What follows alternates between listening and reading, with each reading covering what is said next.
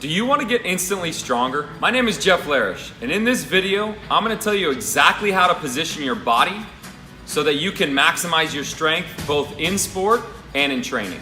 I'm the owner of Dead Red Conditioning, where we specialize in movement efficiency. We focus on helping athletes enhance their performance and reduce their injury risk. Subscribe to my channel and hit the bell so you can be notified every Monday when we post our videos. What are your training goals? The top answers that we hear are getting stronger and enhancing performance. Over the past 4 years, I've been helping athletes get instantly stronger, and today, I'm gonna help you do the same.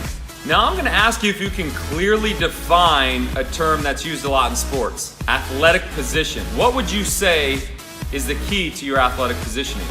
Now the answers that most athletes give me, they all know to bend your knees. But the question is, how much do you want to bend your knees? A lot of them will tell me, hey, you need to spread your feet out. The question is, well, how wide do you want to be? How do we define exactly where you want to be? All right, guys, I have Julia here. She's going to kind of help us go through our athletic position. And what most coaches do is they tell you to get in an athletic position, bend your knees, bring your shoulders down, or whatever the cues that they give. But what I want to do is I want to help you understand specifically how to position your body from your feet all the way up through your shoulders. First thing that we do with every athlete that comes in here is we have them go through a squatting motion. And what we're looking at is we're keying in on their feet, because your feet are the foundation to your movement. What we typically see, and Julia's gonna show you this, is when they go into their squat, the toes lift up. And so what that does is it puts them in a very unstable position. And what you find is actually there's a lot of coaches that teach to sit in your heels. And you've got to be very careful with this, because the question we ask all our athletes, when is it a good time to be in your heels? And each one of them looks at us and they know that it's never a good time to be in your heels. So whether you're on the court or the field or in the weight room, you have got to be in your midfoot.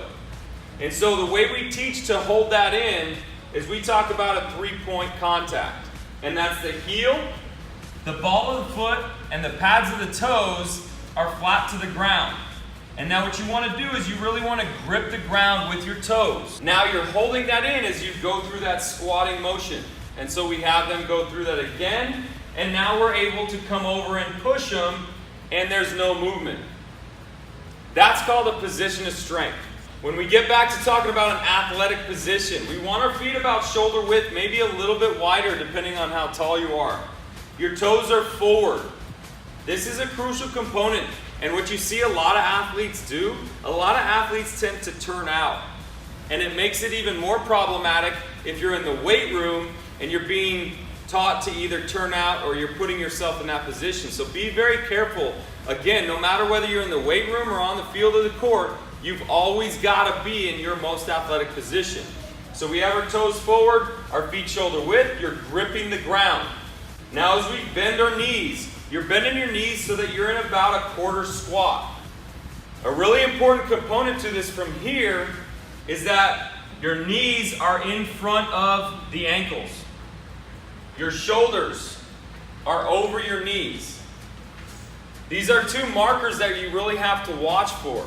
And now, as you grip the ground, this is where I come in and test and give them little nudges. If they make an adjustment like Julia just did, that indicates that they're not in their strongest position right from the get-go. A lot of athletes tend to get set in their athletic position and have their shoulders over their hips. So a lot of them have their shoulders upright because they're taught to have your chest up. And now in this position again, I can push the athlete over because they're not in a position of strength. And it's really the key to this. Think position of strength, and your test is to give little nudges or have someone give little nudges to you. If you can hold and stay set, you're in a position of strength. If you get knocked over, then you're not. You're in a weak position. What you typically see is most athletes fall backwards, and so that means they're in their heels. A common problem that we see is the inability to grip the ground with the feet, and what happens there is you then get instability up through the knee. So what you'll start to see is that athletes' knees tend to cave in as they bend down and even as they extend up.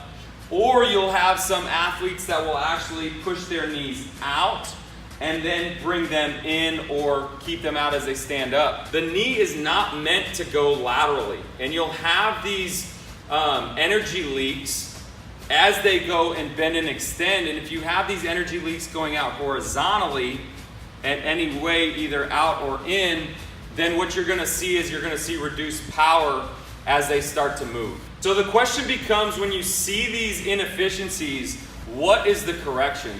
For us, we've got to talk about the feet and really centralize there, making sure that they're gripping the ground throughout the entire range of motion in whatever movement they're doing.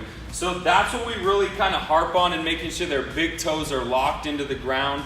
From there, what we do is we place them in front of a mirror and have them watch themselves and start to talk. When you bend down and when you extend, you're trying to see the knees staying set right over the big toes. Some of the common problems that we see in squatting technique is the toes turning out, the toes lifting up, the weight's all in the heels and the knees are pushing out. And a lot of coaches actually coach to do this, but it's putting athletes in an unathletic position.